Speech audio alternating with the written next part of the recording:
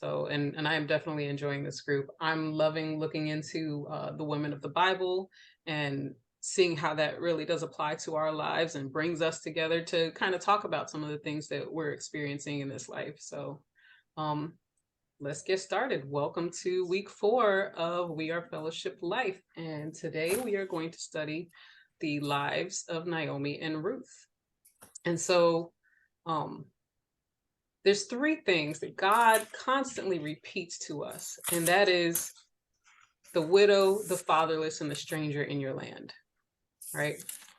That's found in Exodus 22:21 through 24, and I'll read that briefly. And it says, "You shall neither mistreat a stranger nor oppress him, for you were strangers in the land of Egypt. You shall not afflict the widow or the fatherless child. If you afflict them in any way, and they cry at all to me, I will surely hear their cry, and I will kill you with the sword. Your wives shall be widows, and your children fatherless." So as we begin to dive into the story of Ruth and Naomi, one story and 2 women who are connected not by blood but devotion, a story so powerful that it receives its own book of the Bible and it weaves its way into the story of Jesus. So I'd like to stop and take a moment to say that the Bible is good at reminding us that it isn't what we are born into that defines us. It's what we respond to and what we're called to. And that's what you see with these 2 women. So when we are introduced to Naomi, we're given very few details about her background. She has a husband named Elimelech. Her 2 sons are named Mahlon and Chilion, and they are of the tribe of Judah, having their home in Bethlehem, and they're in search of food because of a famine. I'm actually going to read this first chapter. Should not take long. It says, "Now it came to pass in the days when the judges ruled that there was a famine in the land. And a certain man of Bethlehem, Judah, went to dwell in the country of Moab, he and his wife and his 2 sons. The name of the man was Elimelech, the name of his wife was Naomi, and the names of his 2 sons were Mahlon and Chilion, Ephrathites of Bethlehem, Judah. And they went to the country of Moab and remained there. Then Elimelech, Naomi's husband, died, and she was left and her 2 sons. Now they took wives of the women of Moab. The name of one was Orpah, and the name of the other Ruth. And they dwelt there about 10 years. Then both Mahlon and Chilion also died. So the women survived her 2 sons and her husband. Then she arose with her daughters-in-law, that she might return from the country of Moab, for she had heard in the country of Moab that the Lord had visited his people by giving them bread. Therefore she went out from the place where she was, and her 2 daughters-in-law with her, and they went on the way to return to the land of Judah. And Naomi said to her 2 daughters-in-law, "Go, return each to her mother's house. The Lord deal kindly with you as you have dealt with the dead and with me. The Lord grant you that you may find rest each in the house of her husband." So she kissed them, and they lifted up their voices and wept. And they said to her, "Surely we will return with you to your people." But Naomi said, "Turn back, my daughters. Why will you go with me? Are there still sons in my womb, that they may be your husbands? Turn back, my daughters, go, for I am too old to have a husband. If I should say I have hope, if I should have a husband tonight and should also bear sons, would you wait for them till they were grown? Would you restrain yourselves from having husbands? No, my daughters, for it grieves me very much for your sakes that the hand of the Lord has gone out against me." Then they lifted up their voices and wept again. And Orpah kissed her mother-in-law, but Ruth clung to her. And she said, "Look, your sister-in-law has gone back to her people and to her gods. Return after your sister-in-law." But Ruth said, "Entreat me not to leave you, or to turn back from following after you. For wherever you go, I will go, and wherever you lodge, I will lodge. Your people shall be my people, and your God my God. Where you die, I will die, and there I will be buried. The Lord do so to me, and more also, if anything but death parts you and me." When she saw that she was determined to go with her, she stopped speaking to her. Now the 2 of them went until they came to Bethlehem, and it happened, when they had come to Bethlehem, that all the city was excited because of them. And the woman said, "Is this Naomi?" But she said to them, Do not call me Naomi, call me Mara, for the Almighty has dealt very bitterly with me. I went out full, and the Lord has brought me home again empty. Why do you call me Naomi, since the Lord has testified against me, and the Almighty has afflicted me? So Naomi returned, and Ruth the Moabitess, her daughter-in-law, with her, who returned from the country of Moab. Now they came to Bethlehem at the beginning of the barley harvest. And so that's the setting stage for Ruth and Naomi. And there's a quarter of the whole book right there. So like I said, when we're introduced to them, they are just returning back from Moab, right? So the stranger in your land. This is a command that God has given the Israelites, right? It wasn't something that other nations practice. In fact, it's a problem we still see today too often. People are rejected by people that claim to be God's children when they are seeking refuge from their country. But God says to protect the stranger in your land. Do not oppress them. Do not treat them wrong. To protect the widow and the fatherless, right? So here they are, strangers in a land. And first at Moab, right? So now the entire family, going back to the beginning, now the entire family of Elimelech and Naomi, they enter into the land of Moab, a place and people that God told them often to refrain from. Why is this? When you go back in the history of the Moabites, there's a very dark past. Does anybody know what that is? Yes, Lot. Idolatry. Lot and the daughters. That's where they came from, because his daughters had incense with their father, and that's where the Moabites come from. Exactly. So 2 weeks ago, we learned about Sarah and Abraham and their nephew Lot. And so Lot, after leaving Sodom and Gomorrah, went up to the mountains with his two daughters because his wife passed away. They got their father drunk, and they both went in and slept with him and had sons. And one son was named Moab, the father of the Moabites, and the other was Ammon, the father of the Ammonites. And they were both considered deplorable in the eyes of God because of that act. So there's a pretty dark history in Ruth's lineage there. Right? But look at how it was redeemed. It was. You're getting ahead of me, but that's exactly what happened. Exactly. So the very next thing that we find out about Naomi is that she's now made a widow, right? When you read the reference verse in Judges 3:30, you understand that Israel was at war with Moab, and 10,000 Moabites, they were killed, right? So the enemy of Israel was killed, and that was the Moabites. So her husband's death was related to the war, because that reference verse is there, like, hey, this is why he died. It doesn't say that he was in the war, but in some way, his death was connected to that war. Had he been back in Bethlehem, that would have not happened. So they also said the famine was caused by disobedience of God. And there it is. Them disobedient God, being disobedient to God. Came a famine. Exactly. So there was a judgment, and then God came back to his, or not that he ever left his people, but God, that's what we're studying in Isaiah, right? The people turn their back from God, and then when they call back to him, he comes in and saves them, because they now turn to him and they ask for help. And as we read earlier, if my children call my name out at all, I will come back in and save them. And that's what he keeps doing. So Naomi is instantly made into a stranger in a foreign land and a widow with two fatherless children at this point. She had no covering, because back then the husband was the covering of the woman, right? If she was a young child, then it was the father. But she is now a widow with two fatherless children. Where was the income? Where was the increase? Where was her protection for her family? And what she knew of her home, there was a famine there, and now a war that has taken her husband, right? It seemed a little destitute. So her sons became old enough to marry, and they married two women of the people that they now lived among.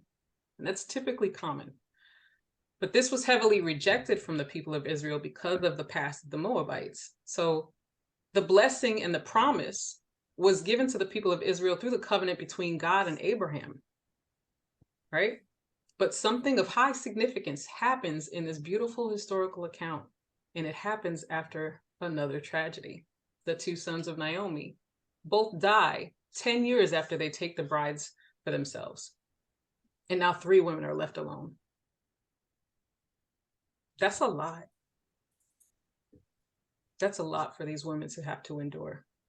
And especially during that time where women were insignificant like that. Women, I mean, it's just amazing that we do have the book of Ruth and Esther in the Bible, but women were considered insignificant of that, and they were considered property. So for 3 women to be widows during that time was like a scarlet letter on their forehead. Pretty much. And we read the first chapter, but Naomi says, I'm too old, right?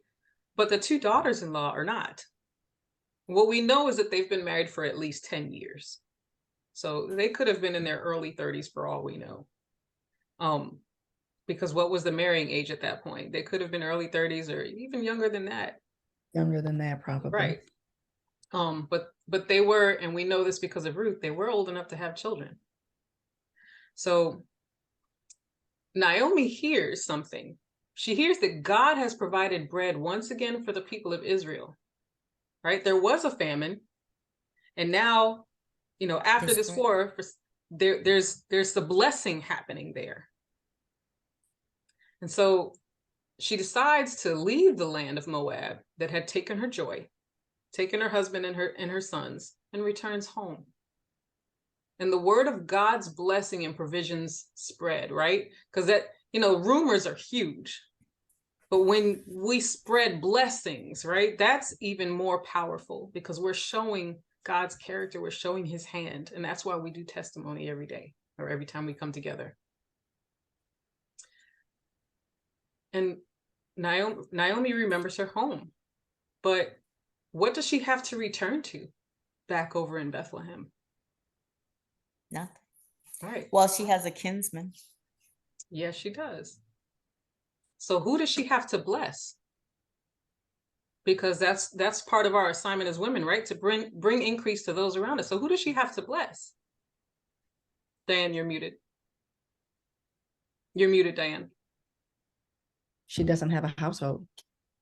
She has no household. She has no one. I mean, other than maybe her ancestors, but she had no one because she died. And as a woman, you can't transfer that inheritance. So she basically came penniless. Right. And she would have to start all over to increase her household from scratch. And that was tough. And that's the point of the kinsman redeemer. So at this moment, she has Ruth and Orpah, right? Because at this point in the story, she hadn't left yet. But she turns to her 2 daughter-in-laws and she attempts to set them free from the bond and does so with a future blessing. And I don't know if you guys caught that blessing. She said, the Lord, and it's all capitalized, meaning it's the Hebrew word for Yahweh, right? Grant that you may find rest, each in the house of her husband, right? So she is blessing them with the hopes of a future marriage, right? Because obviously her 2 sons are gone and her household is gone. So this is a separate blessing, right? As she tries to send them away. And at first they both declare that they want to go with her. But then one returns back to her family, and that would be Orpah. And Ruth makes a bold declaration that forever changes the lives of both of them. Now, if we stop and explore what they were feeling at this time, I mean, Naomi clearly says it, call me Mara. I am bitter. I'm heartbroken. Where's my joy? I went out full and came back empty, is what she says. She's worn out.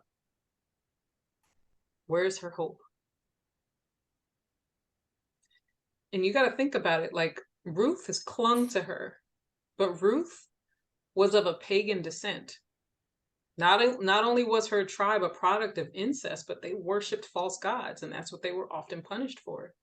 But yet when she clings to Naomi, she says, Where you go, I will go. And where you live, I will live. And the God you worship, I will worship. The people, your people will be my people. And where you die, I will die. So she swears an oath to her mother-in-law. This is important for several reasons. What does Ruth know about Naomi's God? In one verse, they're going back and forth, and Naomi said, "It grieves me so much because the hand of the Lord has gone out against me." Right? But Ruth also knew that it was God's hand that caused the Israelites to win against the battle of the Moabites. And then on top of that, she knows that it is God's hand that provided bread back for the Israelites back in Naomi's homeland. So it could seem conflicting, but Ruth is all in at this point. You know, when we're hurt at the moment, we say things. And God knows us so well that you know, I may say something, oh God, why you do this to me? And it's not even him, but we say things and it's what's the rest of our lives, not just that moment, not just when we're hurt, you know. So it's what have we shown what to everyone? What's our, you know, lifetime been? And I believe she was seeing, she was living, they were together 10 years or something. At least. So in those 10 years, she saw her mother-in-law. That's what I was saying. They had a relationship. 10 years, whether it be good or bad, she could have made the decision. If had it been bad, she might have gone back home. But she loved Naomi. Any thoughts about Orpah? Does anybody feel that Orpah was wrong for leaving? No. Orpah did what she felt that she had to do. She may not have had a good relationship with Naomi or Ruth. She felt that it was the need for her to leave and go seek out a life for herself, go find a husband so that she can be fruitful and multiply. And if you think about it, right, Ruth, she was born there. And they were about to go, you know, to Naomi's, and they don't know it. Moabites, they know about Moabites, but they don't know how they're gonna be. And these are women, right? So how a woman treated in that time? Bad. Are you kidding? I was just thinking about the journey from Moabite to Bethlehem. That was like 75 miles. And I said, 2 women alone. I'm glad you brought that up because they were pretty close to Bethlehem when Orpah turned back. Yeah. Look back at that scripture. It said they had gone up and left and already started their journey. And right before they got to Bethlehem, she said, "Go back. I have nothing to give you. I have nothing to offer you." And they desired to go with her because, like you just said, they took that journey. Not only did they cry and lift up their voices and weep twice and cling to her, but they took that journey. So Orpah went all the way back by herself. We never hear about her again. I know. And you don't know during the travels, there were probably more tears, more crying, more begging, more of her saying, "No, go," as they traversed. You just don't know. There are probably more tears because they probably clung to her for each step and each mile until finally Who knows during the travel if they even have how much water, food. You know, it's like, okay, we're suffering right now, trying to make it there. And when we get there, we don't know what's gonna happen. Right? We don't know if they had any animals, if they had a camel, they had a donkey, if there were oases where they can get water along the way. Those things are unknown. The wells that were dug by their ancestors, right? So to make most of that journey and then turn back and go all the way back by yourself, that's a lot. Yeah, that's a lot. And so we don't know, and we don't know the time of the year once they travel. So we don't know if it was hot, the weather was. It was the harvest. Put it this way, it was getting close to the harvest. The harvest, yeah. So it Yeah, had to but be you know, decent weather, gotta right? be hot. That's a good catch, Lucy. Harvest time. So yeah, you've got 3 women traveling until there are 2, until there are 1. Courtney, you were getting ready to say something? Possibly. Hey, yeah, sorry I'm late, everyone. I was just gonna say another point to Orpa's credit is all the men died, and Naomi, she was the matriarchy. She was the wise one. She was the authoritative one. So she was also listening to her elders and doing what was requested of her. Exactly. Very good catch. I was just about to make that point. Very good catch. She listened to what she was told by her matriarch. She fought against it for a little while, and maybe it was that Orpah said, "I'll go until I make sure that you're close enough to be safe. And then I'll head back." We don't know, but I think that Orpah's name in there is worth consideration about her part in the story, her part in the journey. Because we see the contrast of 2 women that loved their mother-in-law past the extinction of their husbands to That's travel with not them. normal at all.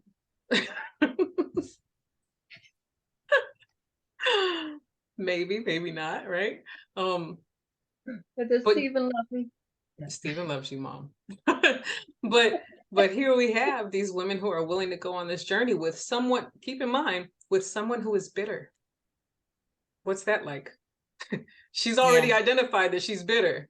You've made a 70-mile journey on foot with someone who is bitter. But you It's still gonna love be her. a silent walk. That's the funny part of the conversation. It says, and when she realized that she couldn't say anything else to Ruth, she stopped talking to her. That's what it said. So she stopped talking to her. I was like, okay. Yep. So I thought Ruth it meant knows, more like, okay, I'm not gonna say no more on the matter. but we get You like know, that, right? I've said my piece, fine. If you want to come, right?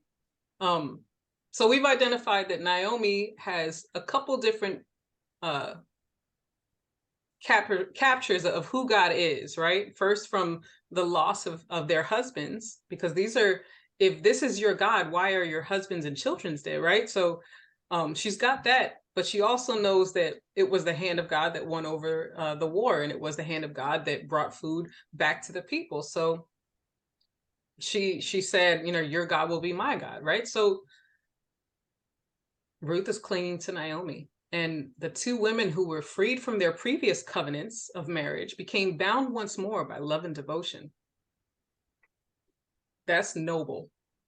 Ruth becomes a daughter to Naomi. And it's at this moment that she accepts God and becomes adopted into the blessing and the promise.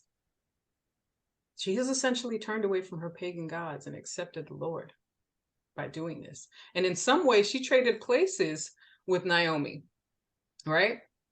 Because Ruth is entering a foreign land. She's the stranger in the foreign land. And she's the widow now, right? She's the widow and the stranger in the foreign land. So she's now accepted Naomi's people, her land, and her faith. And keep in mind that she was entering into this new land where people have killed many from her first home, from her first tribe. How would they treat her? This was extremely brave of Ruth, right? This was noble to move out and not abandon Naomi for fear that everybody over there just killed everybody that I know. I could see them looking at her saying, "Oh, you're a Moabite." Exactly. Exactly. So we're going to skip through some of the details in some of the later chapters, which I would still like you guys to read if you have time, if you haven't already. But Ruth automatically, when they get there, she starts gleaning in the fields to provide for the 2 of them, right?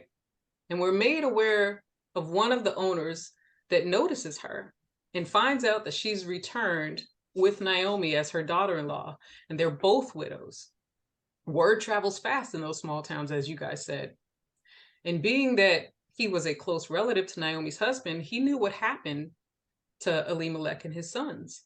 And his name is Boaz. Boaz gives instructions to the men in the field not to harm her and to purposely drop grain for her to receive. He isn't handing it to her, but it's a kind gesture what he's doing it anyway. And automatically, let's go back for 2 seconds. He's already providing protection. Exactly. Sarah and Abraham. He's already protected her more than Abraham protected Sarah from being kidnapped, right? Man. So I'm going to read chapter 2 of He's Ruth. an honorable man. Exactly. He's a man of honor. And that's exactly how Naomi. He was helping her build her wealth slowly and quietly. He was helping her bring increase to her household, because that's what we do as women, right? So I'm going to read. Prodigal man. Say again? He's a prodigal man. I guess so. You can put it that way. Ruth 2, I'm going to read 5 through 20, because I think that this conversation is important. It says, then Boaz said to his servant who was in charge of the reapers, whose young woman is this? Because at this point, Ruth has asked permission to glean in these fields, and she was given permission, right? So the servant who was in charge of the reapers answered and said, it is the young Moabite woman who came back with Naomi from the country of Moab. As you guys pointed out, she looks different, right? And they know everybody in that town. And I know the women who glean here, and you're not normal for what happens here on a Tuesday, right? So it says, and she said, please let me glean and gather after the reapers among the sheaves. So she came and has continued from morning until now. And this is the reaper telling Boaz. It says, though she rested a little bit in the house. And then Boaz said to Ruth, you will listen, my daughter. You will you not? Do not go glean in another field, nor go from here, but stay close by my young women. Let your eyes be on the field which they reap, and go after them. Have I not commanded the young men not to touch you? And when you are thirsty, go to the vessels and drink from what the young men have drawn. So she fell on her face, bowed down to the ground, and said to him, why have I found favor in your eyes, that you should take notice of me, since I am a foreigner? And Boaz answered and said to her, it has been fully reported to me, all that you have done for your mother-in-law since the death of your husband, and how you have left your father and your mother in the land of your birth, and have come to a people whom you did not know before. The Lord repay your work, and a full reward be given you by the Lord God of Israel, under whose wings you have come for refuge. That's the second blessing she's gotten, right? Then she said, let me find favor in your sight, my Lord, for you have comforted me and have spoken kindly to your maidservant, though I am not like one of your maidservants. Now Boaz said to her, at mealtime, come here and eat of the bread, and dip your piece of bread in the vinegar. So she sat beside the reapers, and he passed parched grain to her, and she ate and was satisfied, and kept some back. She hid some in her dress to give to Naomi, right? And it says, and when she rose again to glean, Boaz commanded his young men, saying, let her glean even among the sheaves, and do not reproach her. So actually, I'll read 4 more. It says, and let the grain from the bundles fall purposely for her. Leave it, that she may glean, and do not rebuke her. So she gleaned in the fields until evening, and beat out what she had gleaned, and it was about an ephah of barley. Then she took it up and went into the city, and her mother-in-law saw what she had gleaned. So she brought out and gave to her what she had kept back to eat, right? After she had been satisfied. And her mother-in-law said to her, where have you gleaned today? And where did you work? Blessed be the one who took notice of you. She didn't even know she was blessing a family member, right? So she took her mother-in-law with whom she had worked. So she told her mother-in-law with whom she had worked and said, the man's name with whom I worked today is Boaz. Then Naomi said to her daughter-in-law, blessed be he of the Lord who has not forsaken his kindness to the living and the dead. And Naomi said to her, this man is a relative of ours, one of our close relatives. Completely. And the verse that comes to me is acknowledge God and he shall direct your path, because that was pure direction from God to Boaz's field. How about for Ruth to even end up at that field? That's what I'm saying. Yeah. That's what she just Acknowledge said. God and he'll direct her steps. I thought you were saying for Boaz to be there that day and to talk to her. No. Exactly. So she had submitted to God, left her foreign gods, right? Or her false gods, and traveled into this land and been blessed, right, by her mother-in-law, finds this field of a kinsman and is blessed by even him. And he protects her, as you guys pointed out, more than anybody else has, right?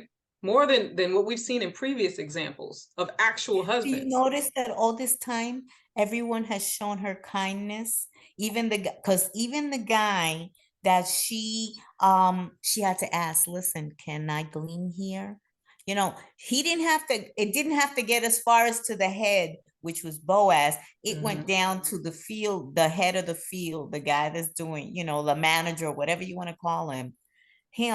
I mean, it could have stopped right there, but he even showed her kindness. Everywhere she went, she was shown kindness. Yes, indeed. Because she is what God said, right? Protect the stranger in your land. And they were being obedient to that.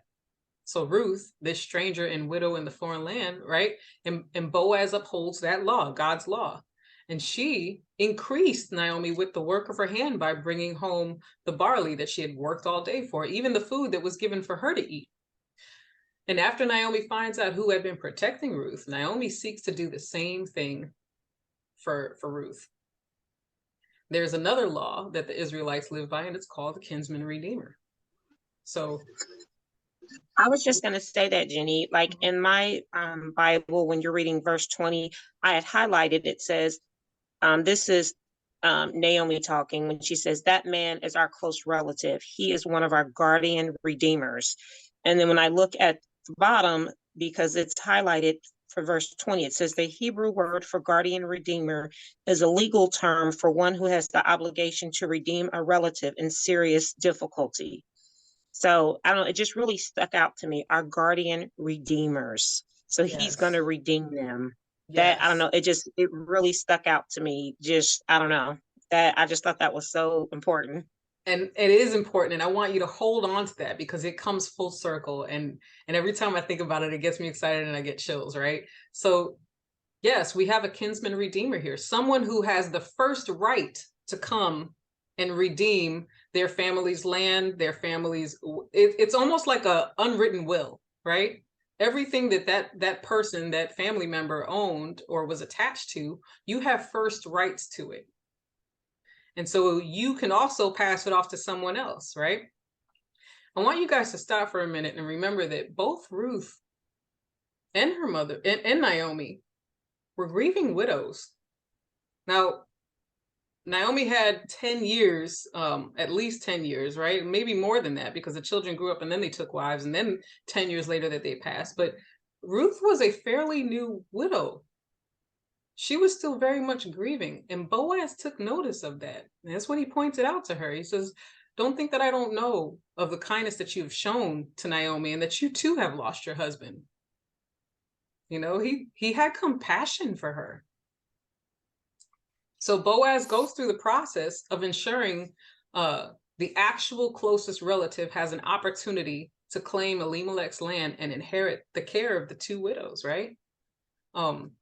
When this was done before the elders, at the mere mention of Ruth, that close relative turns it down and says, nope, this is going to cause trouble for my household. And Boaz accepts the responsibility and takes Ruth to be his bride. There's some things I want you guys to take note of. Before entering into Bethlehem, Naomi gave Ruth and Orpah a blessing that the Lord may deal kindly as they had done for her, and that they might find rest in their husband's household, right? That's the first blessing there. So now this blessing is fulfilled. She was given rest in the field before she even became redeemed by Boaz. And then finally, as she became his wife, right? Now she had rest in her husband's household, just as Naomi had blessed her. What words do we use to encourage others when we're in pain? What blessings do we offer when we feel like we need a blessing? Keep that in mind. The next thing I want you guys to take note of is that it says in Ruth 4:3, I'm going to read the NIV version. It says it more plainly that the Lord enabled her to conceive. Right? Remember that both the sons of Naomi were married 10 years before they died, but they both had no children. Mm-hmm. Right? So it says God opened up her womb. Right? That's He a good enabled. pickup. Hmm? That's a good pickup. Mm-hmm. God opened up her womb right at the time that she conceived with Boaz, a son named Obed. Right? I didn't even think of that. 10 years not. 10 years. Didn't have any Yes, I children. did. I was like, they had no children, but I just left it there. Yeah. And at a time like that where a woman did not have children, that was considered, oh my God, because that was What the did you whole, do? that was the whole, it was the lineage that was carried on. That was that household's lineage to be carried on, and for a woman to not conceive and have children, that was considered like, oh, something, what's wrong with this picture? And that's also the that part was of the. considered shameful. It's also part of the kinsman redeemer, and the purpose of that is to continue the name of the person that died. Yeah. So Yeah. we end the book of Ruth with Naomi filled once again over a grandson that she calls her own, that she nurses, she keeps close to her, right? Ruth's redemption and the redemption of the world happened here. And that is because Ruth begot Obed, and Obed begot Jesse, and Jesse begot David. And the line continues until the birth of Jesus, who is our final kinsman redeemer. She was redeemed by God, and through the seed that passed through her womb, an entire world was redeemed.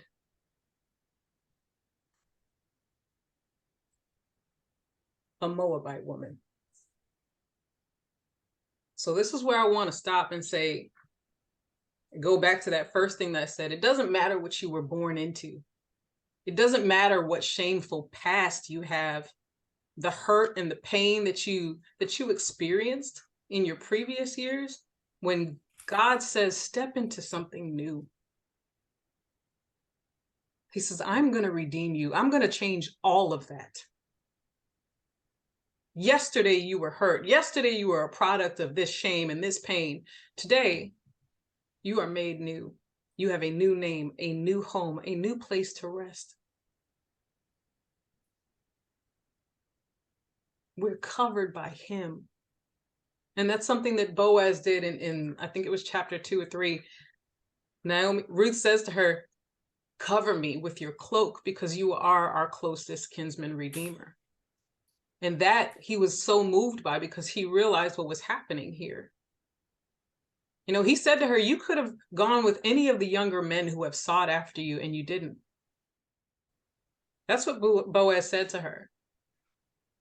She was not about that. She was focused on helping those around her, right? Go back to that Proverbs 31 at verse 10 woman, right? The woman of noble character.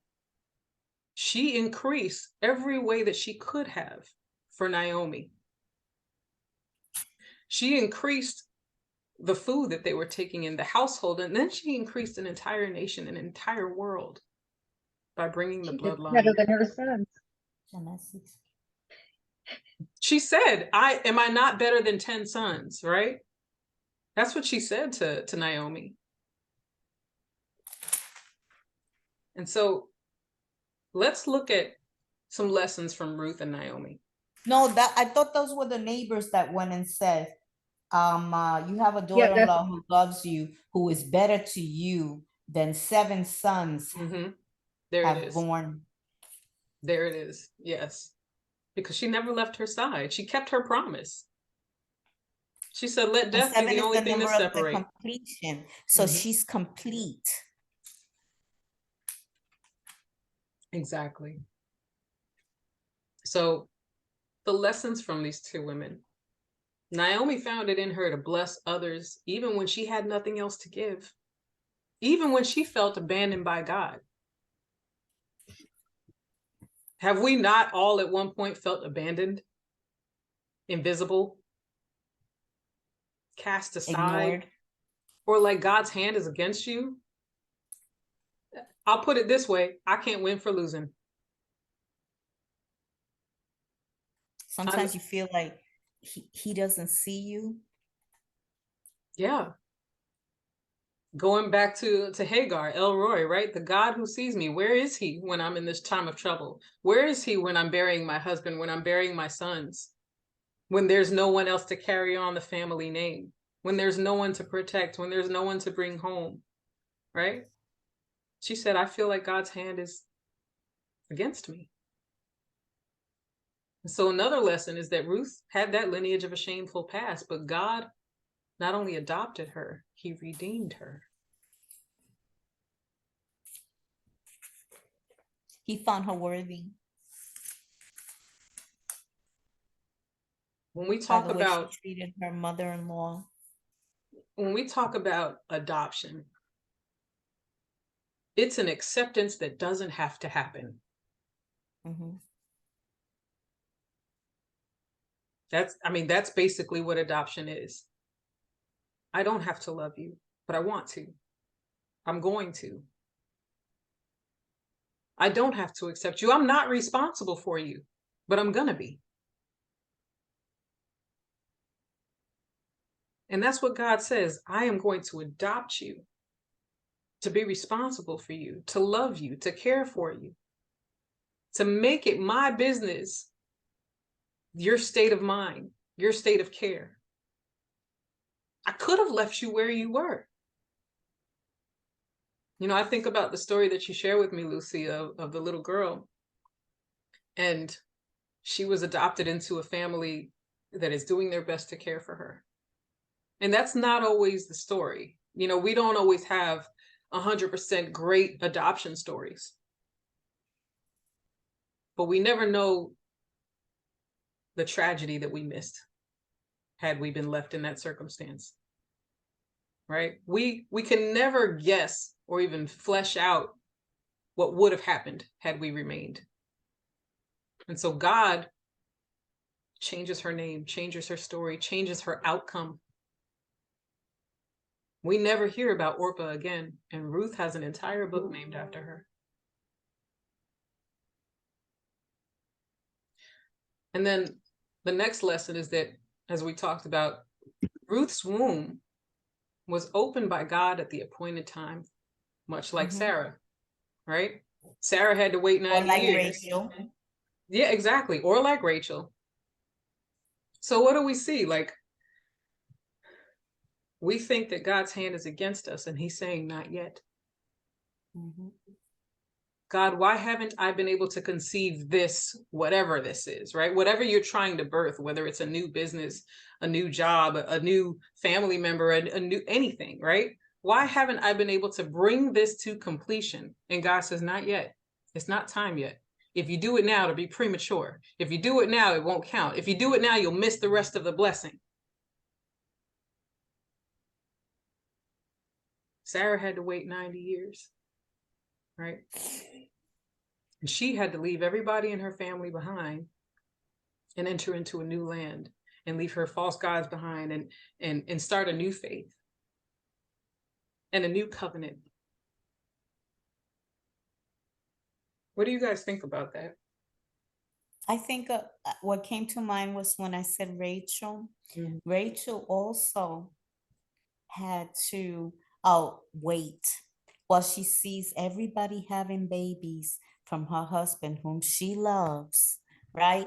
And she had to wait. But everything isn't really when God says it's his timing. Who was Pharaoh at the time where Joseph, everything had to be in place.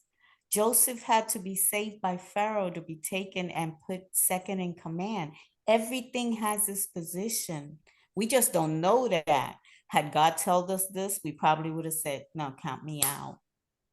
That's too long, How long were people crying out for God when Moses came, right? 400 years. So if you think God's not hearing, God is hearing, but there's an appointed time. Mm-hmm. There's an appointed time for Jesus to be born. It was a appointed time for, he's hearing us, but we don't want we don't want to suffer. It takes too long. too. We don't Can want any of you think about a time where you had prayed out to God for something and you got either a different answer or a wait? And when Yeah, you finally got to the other side of it, you were like, oh, this is why I was waiting. Oh, this is why I got told no. God, I'm so glad you did it your way and not mine. exactly. I'm like, oh, thank you, Lord, for not giving me what I prayed for. Sometimes Amen. God says no, and we Thank have you to, for saving me from my prayer. yeah, we have to hear him saying no. We want to hear yes, Mhm. but Teacher God said, sometimes tell us teacher said all no. the time. Yeah. There was a time when I first got to Maryland, the second time I'm being stationed here a couple years ago, and I was working with another Air Force unit over on Andrews Air Force Base, and I loved the mission that I was doing there. I was kind of loaned out to do a job there, and I loved the mission that I was doing there. I loved the people. I felt comfortable. That's where I wanted to finish out life, right? And I got pulled back to go work at another location, and I was upset. I wanted to stay there. I wrote entire documents about why I should stay there with job recommendations. I got coined by a lot of agencies to stay there. And so when I got pulled back, I was upset. But it was God's perfect timing because it allowed me to change roles and work in the first sergeant's office at my squadron. And that had to be one of the best assignments I had ever had. I got to interact with so many people and bless them, and they blessed me. And it was, like I said, it was one of the best moves of my career. And Courtney said, and then I got to work with her. I loved it. I still love it. Yeah. And so I got, I got a different answer than what I was asking for, but it was exactly what I needed. And so, we do feel abandoned when God doesn't give us what we want. We want to huff and puff and stamp our feet and, throw our hands up and say, fine, I won't pray today then. I'm just going to be mad, right? But what happens when God gives you what you want and then you go, man, I shouldn't have taken that. You're muted, Mom. Still muted, Mom. I said, and then you say, I wish you wouldn't have given me what you want, what I wanted.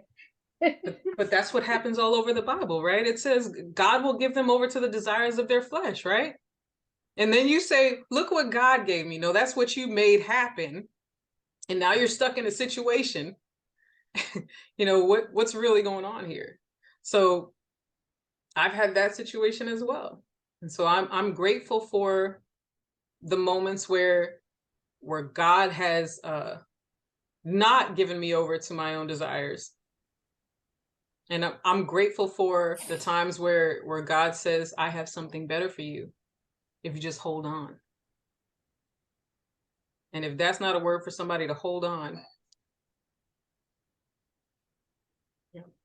I just want to say that, so I guess I take it as wisdom. So now, like, if I'm trying to make plans or if I'm trying to do something and it's like a struggle or there's a lot of obstacles in the process of me trying to do that, I take that as a sign that I'm not supposed to do that.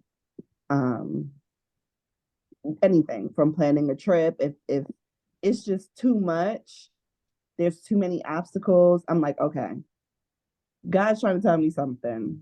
So I take heed because a lot of times those signs will be there and we'll still go ahead and do what we want to do. And then it's a disaster. And then we're like, this is why those challenges or obstacles were put in the way because I'm not supposed to be over here. Right. It's that shut door. So I have a question then. How do we know the difference between when the devil's coming against us versus something that's not for us? Prayer. Did you guys hear her? Yes. Something Okay. about the devil. She said, How do you know who's talking? How do you know who's talking? Who's shutting the door and who's opening it? And that's a fantastic question, Janaya. She came in But it behind me for has a to second. line with the word of With the God. word. There it is, right? Is what you're Yeah. doing or asking or calling to, does that align with God's word, right? Because as we talked about 2 weeks ago with Hagar and Sarah, and Sarah's got this bright idea, here, have this child with her, right? Did you ask God about that? Is that in line with God's word? No, No. right? It's not. You call it a blessing, and God will turn everything around for the good, right? But you done messed up. But you know that's what the people were doing at that time when a wife couldn't have a baby. They look, what did Jacob do when Rachel couldn't have a baby? Here, have my maidservant. I mean, it's been done all the time. So They So still you do think that it's the in different in norm? other cultures too. in other cultures, yes, but what was going on with Jacob and his wives was a tit for tat. That was not biblical at all. Yeah. If you think about it, he was tricked into marrying her sister Leah. Mm-hmm. He thought he was marrying Rachel. He worked the fields for how many years? And, 7. It was dark and there was a veil and, they ain't got no lamps out there, right? So he thinks it's her. And when he wakes up and he sees Leah, he's like, what have I done? Whoa. And the dad is like, it's custom here that the oldest marries first. And so he ended up working more years to get what was actually promised to him. The trickster was tricked, right? Because this is still Jacob and not Israel. So exactly, came full circle, right? You kind of tricked your brother, tricked your dad, and now you got tricked. And so now the sisters are, because it describes Leah as someone who was not easy on the eyes, right? And they called her unloved, right? So she was able to conceive, but Rachel wasn't. And it was, well, if I can't have kids, yeah, I don't want you to have kids with my maid, right? Because clearly Leah could conceive. So it wasn't that she wanted to further her husband's bloodline. She wanted to hold a baby and call it her own. Mm-hmm. So that was not like, But she still wasn't satisfied. She wasn't satisfied. no. Because put it this way, maybe for a minute, you say, okay, here's the baby. But you know what? That bond, you're not going to have it. So she tried to bring a different kind of wrong increase to her household, right? And if you think about it, it was the child that Rachel bore that saved nations as well, right? Through the famine when he went down to Egypt. It was Joseph. So there's a whole bunch of other tribes there and some other issues, right? Because we end up with some battles in between there. But going back to this story, we've got two women who weren't warring against each other. They were equally providing for each other, unlike Hagar and Sarah, right? These two women gave all that they had. And if you think right there where it says God is our provider, right? Yep. Because I heard this and as I was looking for studies, and they said, well, you know the verse that God will provide, but you have to take a step also. It's not that you just wait for the provision to come to you, because as you know, there was a famine, right? So they were looking for bread. They were hungry, right? But God provided because they went someplace else. You take a step. Naomi, Ruth went and started gleaning, right? So all those people that think that you just sit down and do nothing, that's not it. It completely changed the vision of what was, the identity of what they thought, right? But going back to Janiyah, did I answer your question? Because I can go a little deeper in that.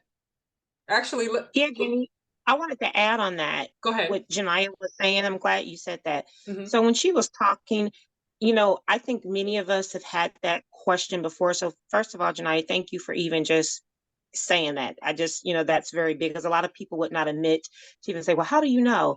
So exactly with what people were saying is, does it align with God's word? But if you are in the midst of trying to determine, is this the right step? Should I do this? Should I go west? Should I go east? And you're praying to God and say, God, show me direction. But also, God, if you are in a crossroads and you don't know, there will be a sign at some point for confirmation that this is the right decision or what, but it may not be tomorrow. It may not be in a month. So, as we study the Old Testament and we talk about all these dates and years, and I'm looking at how many years people lived, I'm like, oh my Lord, this is a long time. So there's a blessing in the waiting. And what that means is while you're waiting, you may not have the answer you want, but what are you doing? Are you still believing God? Are you still praying?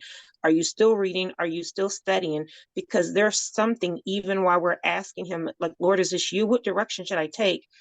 There's something for us to get out of that while we're waiting, not to Yes. just wait. What else are we doing to feed our souls and to, don't give up, still, do what you need to be doing. And he will give you the clear picture and direction of just being faithful and not giving up and staying true to what God wants you to do. Exactly. Thank you so much, Trevor, for saying that, because that brings up quite a few other points.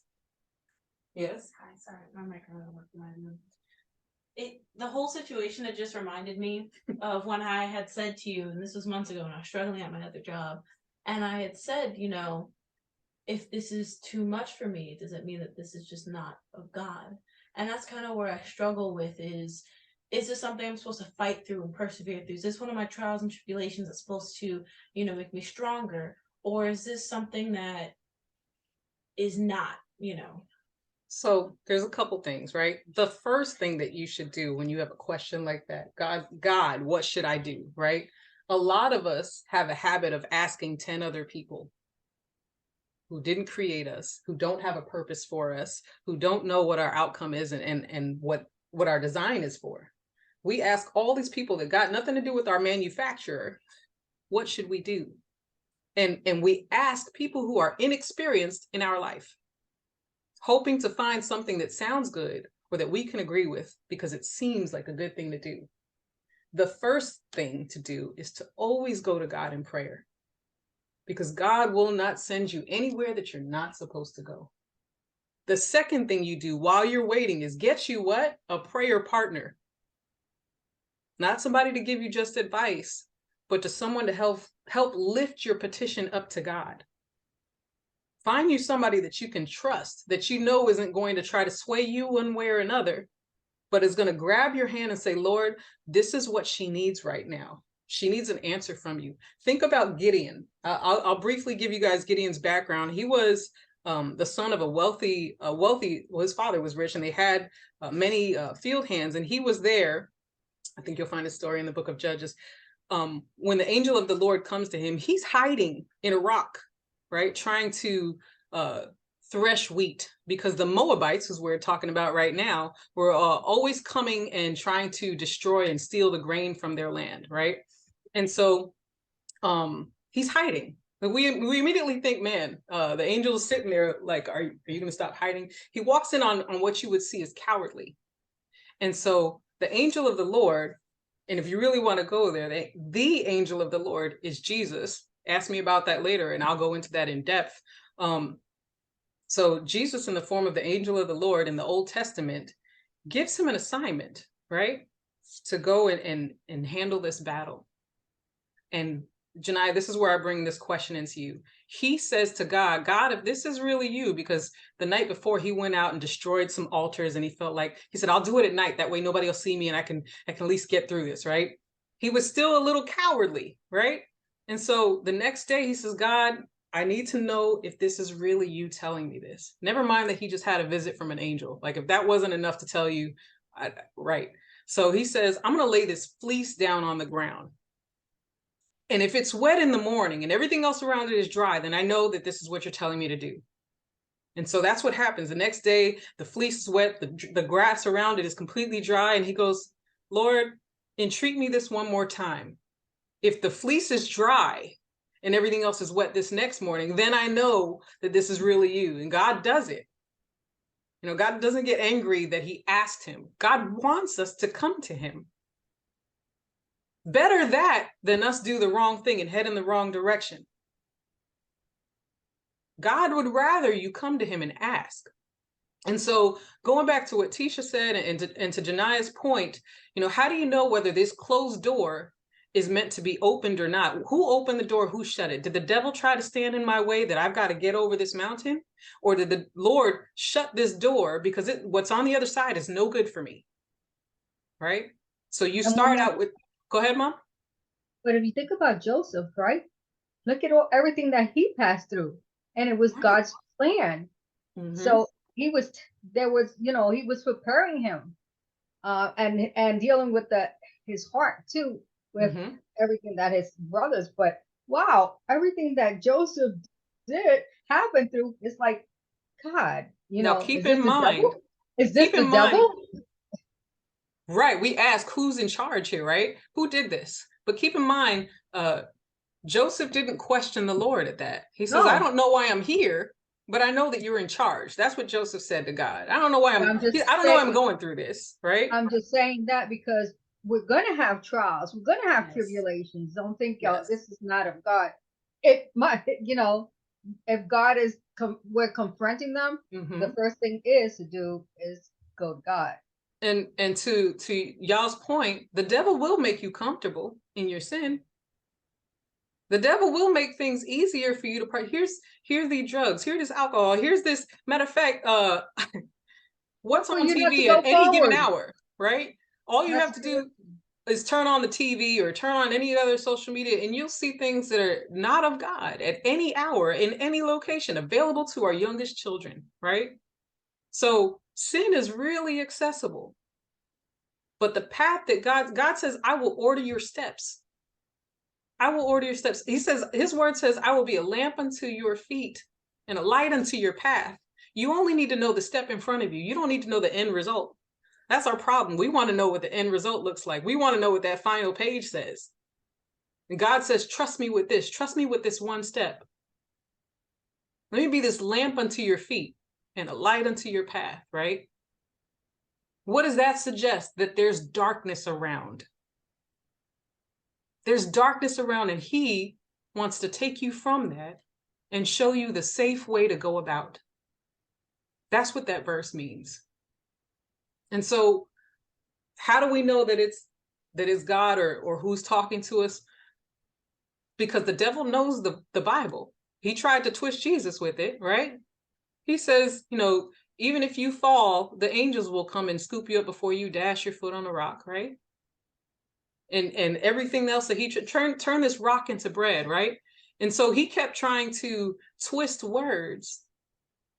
And Jesus said, get thee behind me. Like, know that the devil does know the Bible in and out. So, and we can go into that for another 2 days, because Jesus is the word, and the devil, Satan, was familiar with the word because he was familiar with who the Son of God is. So when we ask ourselves, one, is this in line with God? Right? Is this in line with his word? Have I reached out to him first? Have I got someone else to help me pray and understand? Someone who's not as biased as what I think is the best thing for me, right? Because I know I want to choose, door A. But someone else who's not as invested in that and says, you're missing what's behind this door. You're missing this obvious connection here, and that's not good for you. When you have someone that prays with you and lifts up that word, God will respond. I read that very first thing before we began. In Exodus 22, it says, I will surely hear the cry of my people, right? If you afflict my children in any way and they cry out at all to me, I will surely hear their cry. God's listening to our cries. He hears the desires of our hearts. We tend to feel abandoned when we don't have the immediate answer. Now, I'll be the first one to admit, like, I'm waiting for an answer right now, and I have an app on my phone to check whether or not that answer's been given. I check it at least 100 times a day. Is it time yet? Is it time yet? God, please let it be time. And I open it up. Okay, I guess it's not time yet. And I'm like, God, please let it be time. And it's in the fullness of his time, not mine, right? Not premature. And so that is what gives me peace. It's in his fullness of time, because he makes so many wonderful things happen if we just wait on him. I heard somebody say a couple weeks ago, God's never early, but he's never late. He's right on time. Yeah. Janai, did I answer your question? She said yes from the other room. She's muted because she's cleaning things, but yes. Did anyone else have anything to add to that topic? We also need to open up our hearts and our minds to listen to God's response. We can't be anxious to hear something immediately. You know, we pray, oh God, you know, I want this, I need this, please help me this. And we expect an answer immediately. And just like your mom said, or your aunt or whatever, or whoever it was, though, we have to be patient.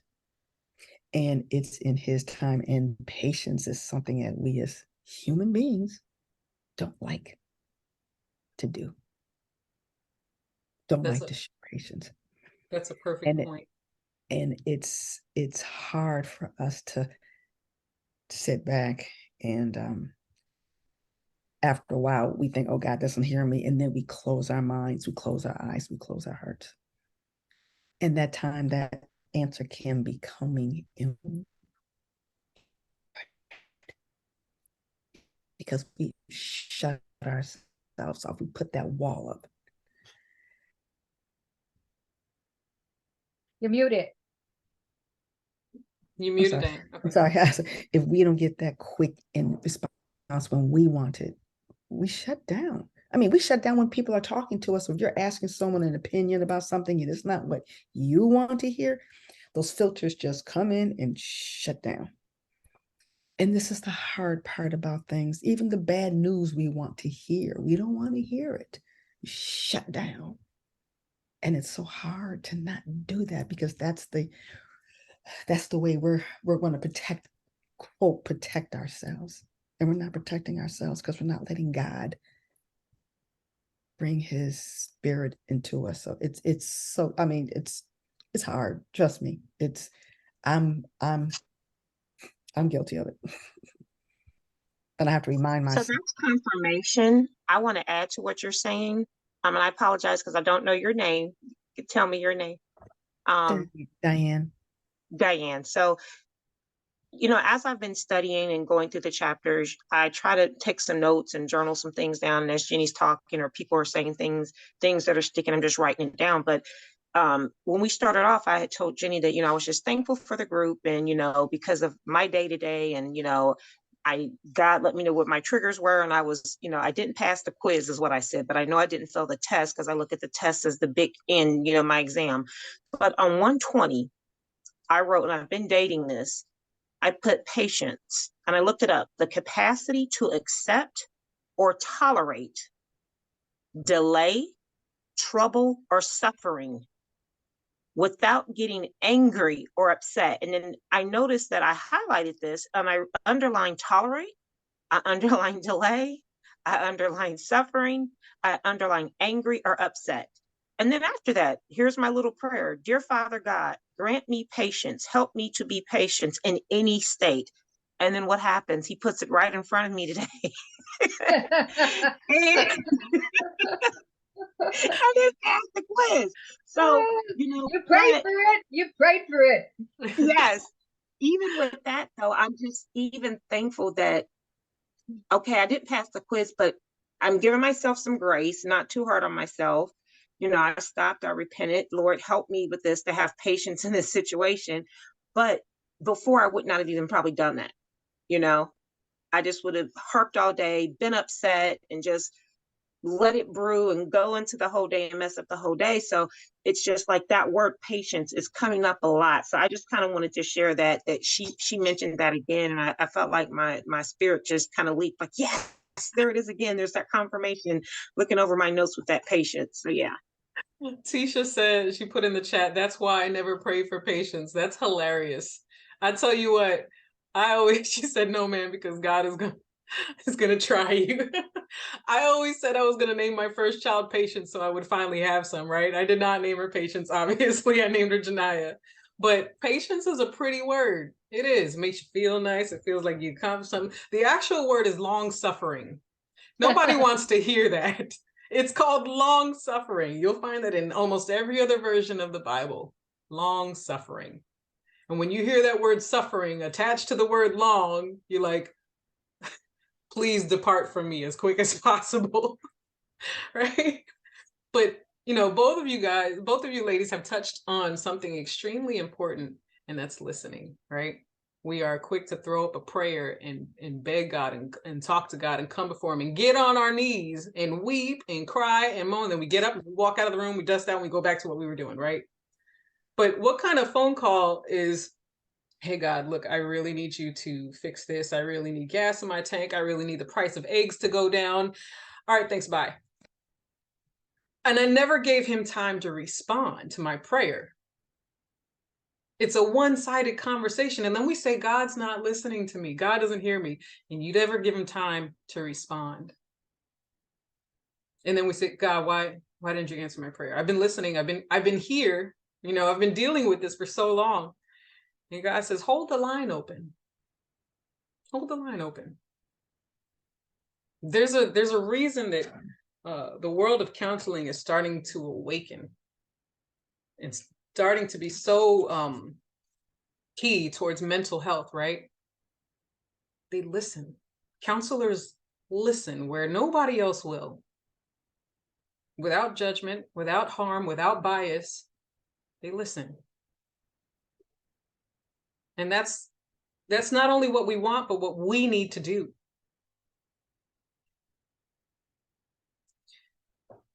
The devil will try to make you extremely comfortable in what you're doing. Ruth could have stayed in Moab. Yes. I have a comment. Yes, ma'am. I have a comment. So, just listening to everybody, speaking in reference to patience and our prayers. And a lot of times when I love people, I just genuinely love people. I'm compassionate towards people, even in the midst of them doing wicked things around me. And so when people start to do wicked things around me, it bothers me. It almost drains me to a point where I'm talking to God and I'm like, God, do you see this? Do you see what they're doing? Are you going to do something? Because I'm so angry. I'm so livid. And I can hear the Holy Spirit saying, I'm already answering you because I'm allowing you to see it. I'm allowing you to see what they're doing. It would be so totally different if you didn't see it and not know me. It would be totally different if you were in it and you saw what they were doing and you had no connection with me. But you have a connection with me. So I'm showing you and I'm covering you and I'm keeping you so that you're not vexed with wickedness and evildoers. You already know that there's evil surrounding you. And God allows me to come through it every time. But it seems like I always wind up in these positions. Why? Because I love people. Jesus wound up in so many positions like that because he genuinely loved his people. And so, loving people, God gives us the discernment. When we truly, truly love people, God gives us that discernment to see who they truly are, why they do what they do.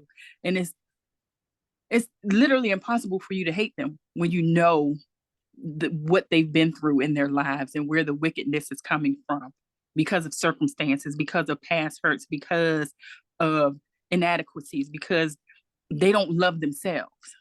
Right. And it's like, why do you show me this? But at the same time, when God shows us that, we're able to speak to them on a level that only God would know. Right. Only God would know. And sometimes it feels like a weight because, we have a relationship with God and he allows us to discern the hearts and minds of the people around us. And it's for his purpose. And we're here tonight for his purpose. We're learning more about the women of the Bible for his purpose. to understand ourselves and, you know, the next level of our lives in operation with his people. That's so powerful, Melva, because what it brings to mind is our sensitivity, our nature to be sensitive to those around us. When we're numb to it, there's a problem, right? And you brought to attention something that's extremely important, being a little bit more aware of what's really going on, right? When you see someone who is causing havoc, wreaking havoc, you think that these people are just a menace. And when you find out what's happening, you know, layers beneath that, you become sensitive to their fight. You become a little bit more long suffering, right? I don't know if all of you have seen or even read the book The Shack. Yes. Has anybody not seen the movie or read the book The Shack? I have not, and I have it. And it's literally on my bookshelf. It's there screaming out. Let me tell you, I when I finished that book, I was on the way back from a work trip in Italy, and I was in the airport boo-hooing like somebody to yeah, like it was personal. I was emotional. It is such a powerful story, and I don't want to spoil it for you, but spoiler alert, right? The person that caused and I won't go into so much detail just because she hasn't read the book yet, but the person that caused so much heartache to that family, good night, Garland, when you find out what happened to that person from that person's parents and the abuse that they went through, it makes you just a little bit more understanding of how this could be possible. And it's that whole thing that they say, that cliche, hurt people, right? And so there's a cycle of damage that's happening. And so where do we come in on the scene as women of valor? Because as I said, you know, several weeks before, we increase whatever is given to us, right? We increase joy, we increase love, we increase pain. So how do we take that pain that could be increased and turn it into something else? Turn it back into the love that we're supposed to give out. I said to my daughter today, as we were driving over to the library, and this is going to sound so, it's going to sound the way it is. I said, Janiyah, did you ever consider that the trees also breathe? You know, we breathe in what they exhale, right? And vice versa. Trees also breathe. They also have this relationship to grow and to reach towards the light. We're so aware of ourselves. But as women of valor, how do we increase everything else that's around us? Naomi and Ruth, they clung to each other. And for doing so, like I said, nations in the whole world was fulfilled in being redeemed through that bloodline that she carried out through Boaz.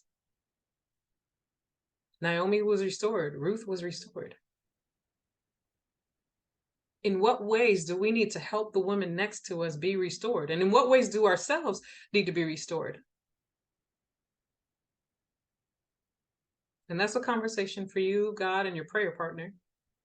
Or if you want to share today, you absolutely can. I will not ask anybody to refrain or hold back from anything that they want to share. But there are times where we need to say, God, you know what? I'm hurting here. I'm asking you to redeem this. I want to trade this in. I want to give you, because you said you would take my pain, right? And give me love, give me rest, right? Beauty for ashes, right? Here are my ashes. Here are the broken parts of me. Here are the broken parts of my neighbor, my sister, my friend, the lady next to me, the stranger in my land. Here are her ashes, Lord. I'm stepping in for her. She might not know you yet, But maybe through me, because you called me to increase those around me, she'll know the Lord. Maybe through me, because you called me to love on those around me, she'll be restored through you.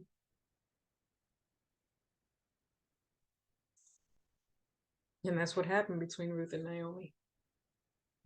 That's where it always ends in Romans 8:28. God turns everything around for the good of those who are called. And again, it's not what you're born into, it's what you're called to.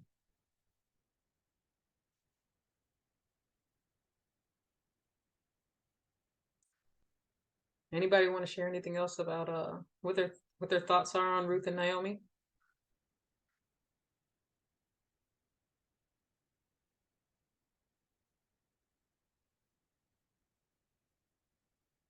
I think it's a fantastic story that sometimes is so small that we tend to overlook it as we're flipping through our Bible. And yet it has such a huge impact in how we look at the strangers in our land, the widows, the fatherless, those who are in need, those who have changed their name because of the pain that they've gone into. But what does this say? We don't have to remain bitter because of the hurt that we've experienced. We don't have to remain with the name Mara. The name Ruth meant friendship. And that's what she was. So I challenge you guys this week. How can you be a friend? And how can you help someone remove the name bitter over their heart?